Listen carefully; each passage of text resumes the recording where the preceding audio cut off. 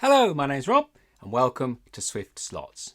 Quite a few videos back, I showed you an unboxing of the DS-200 that I'd bought from Pendle Slot and a 6-lane gantry that I'd bought used but new from a really nice seller on eBay. Now at that time I didn't know anything about it, I couldn't set it up, and I said to you that I'd learn how to use it, show you what all the plugs and sockets were, and then come back to you in a later video. Well, a lot of time has passed and that later video is now going to be now. The link to that original video is down below.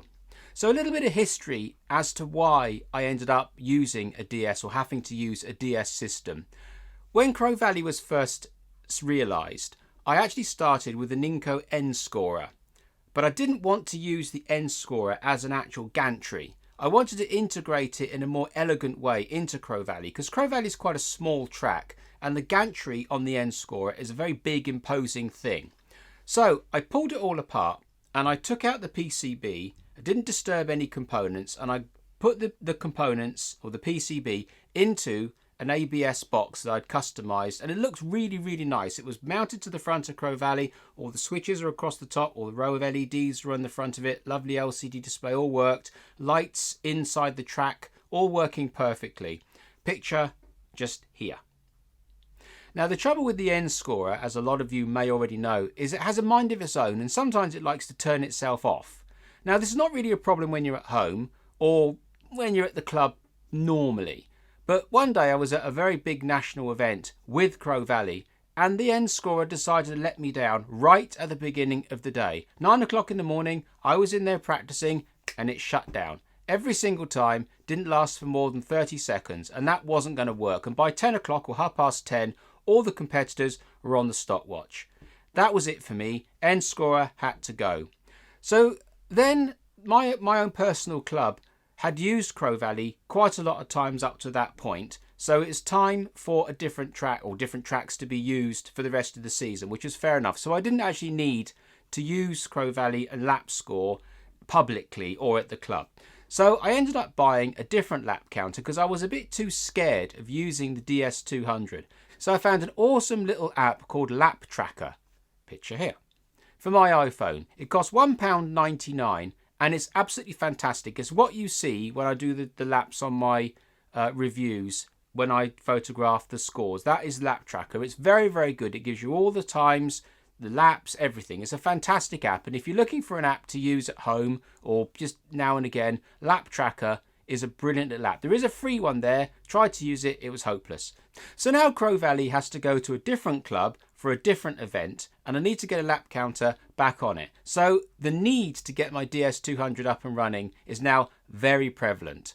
So I had to take the bull by the horns and take my fears on board and try and work it out. And I have got the lap counter all working and it's now on Crow Valley, and I want to show you exactly everything that I found about it. Okay, let's start at the top. You need a 12-volt supply at 1 amp. Next you'll need a plug, and the plug is 5.5 by 2.1 mil with a 9 mil length of exposed plug. You can use longer, but 9 mil is all you need.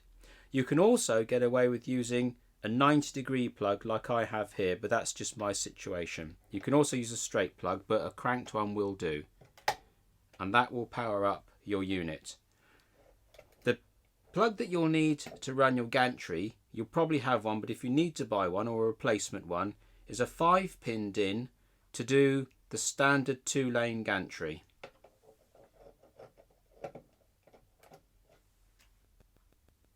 So as you can see, this is my system actually working all in place with the lit LED on this side and the receiver on the other side, and I shall show it to you working now.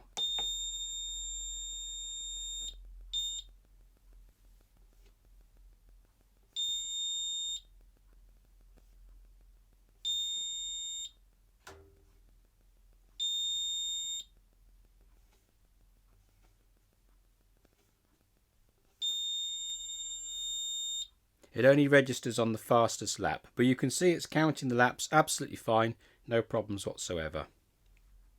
So this is a sketch of the forward facing part of the 5-pin DIN. So this is the way that these wires would appear looking from the front. They're obviously going to be reversed looking through the back. But these numbers here refer to the number on the pin on the back of the plug. So the numbers are correct. It doesn't really matter whether you look at it from the front or the back. Pin 1 is still pin 1, whether it's from the front or the back, it makes no difference. But this is the way that the pins would appear when looked from the front of the plug. So the yellow and the green are your sensors in the plug itself. They're not power or anything, they're just the sensor side of the component that picks up the laps. So it's green for pin 1, lane 1, yellow pin 3 for lane 2. Brown is pin 2, and that's your positive power, and white, the white cable, is pin 4, and that's your negative power going into your bridge. So pin 4 is negative power and it's a white wire. Pin 2 is a brown wire and that's your positive feed. So here is the 6-lane gantry all pulled apart so that you can see how it works. And it really is very, very straightforward. All it is a 2-lane gantry here and here repeated 3 times. And there are your 2 sensors. So that is one section in the middle there that I'm going to demonstrate. Very simple. The power comes in on the brown, powers up this side of the PCB. The power goes out of the negative on this side of the PCB. The power to the component that controls the signal comes in through this side, through this leg, and out through the middle leg for your negative, comes through this PCB here, through a resistor and into the negative side. And the LED that senses also does the same. The power comes in here through the LED and out here back through the same resistor. So this component and the LED or the light sensor shares the same resistor. So power comes in, through and out to the negative. Power comes in, out of the middle leg, through this piece here, through the resistor, and away you go. So, and exactly the same for this side, only this side it's the green wire. Green wire comes through, sensor is in that one there. The power comes up into this leg, out through the middle leg, out through this piece of PCB, through the resistor into the negative, and the positive comes into this light sensor LED, into the negative, through the same resistor, and you're done. Really is that simple. Now the power is transferred via all of this. There's a break in the PCB here, positive and negative. It's heavily soldered on either end, and this is a piece of what they call copper clad, and you might be able to see, yes you can, there. See, there's a piece down there where the copper isn't there. So that's underneath this paint, there's some copper, and they're insulated from each other. So the power comes, or the positive comes up here, up this side of the gantry, and comes into this power rail across the top. And it simply runs along here and powers up.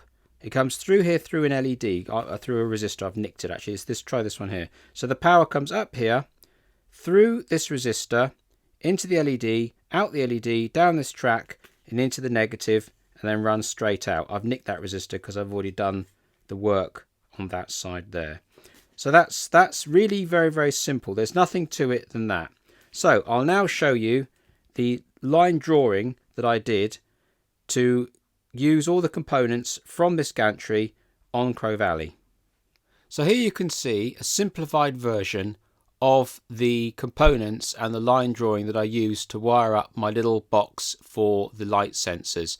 As you can see, it follows exactly the same pattern as the gantry, only I've simplified it and laid it out in exactly the same way as the wire is going through my little project box. So in this picture you can see all of the wires soldered up and heat shrunk and put into the little ABS box ready for installation on Crow Valley. In this picture you can see all the LEDs soldered to the fly leads ready to go into the housings. And in this picture you can see the housings with the LEDs all hot glued into place ready for installation on the track. In this picture here you can see the housings actually in the track and ready to accept the car breaking the beam. So there we are. That's everything that I've found out about the DS-200 and how to work it so far. I don't know anything about the programming yet. I'm going to let my club mates show me how to do that because that's quite involved and I don't understand buttons and computers and so on and so forth. But with regards to getting it up and running, I hope you found that really helpful. So I hope you found all that information useful. It's very, very hard to find that information on the net, and there are no videos out there on YouTube that tell you the information that I've just given you, all the little minutiae of the parts. It's a real pity that DS don't supply all this information freely, but we are where we are with it. Anyway, if you enjoyed this sort of content, maybe you'll subscribe. And if you hit the little bell button, that'll be awesome. So until the next time, thank you very much.